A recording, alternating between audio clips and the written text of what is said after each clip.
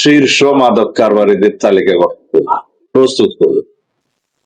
মাদক দ্রব্য নিয়ন্ত্রণ আইন সংশোধন হওয়ার পরে প্রথম বাংলাদেশে কক্সবাজারে বসে আমরা মিটিং করছি, কারণ মাদক চোরাচালানের একটা রুট কক্সবাজার, এটা সবাই জান।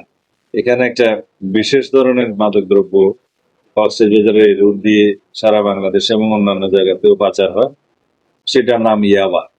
এবং আমাদের সরকারের কয়েকটা অগ্রাধিকারের মধ্যে এই মাদক চোরাচালান, মাদকের প্রসার রোধ করা, মাদক নিয়ন্ত্রণ করা, এটা প্রধানতম অগ্রাধিকার।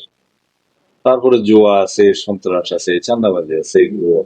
তাহলে আমরা নির্মোহভাবে শীর্ষ মাদক কারবারিদের তালিকা প্রস্তুত করব। মাদক চোরা কারবারি, মাদক ব্যবসায়ী যারা মূলভূতা, তাদের একটা নির্মোহ তালিকা, সেই টাস্ক ফোর্স কমিটি সেটা তার উপর ভিত্তি করে আমরা পরবর্তী কার্যক্রম গ্রহণ করব।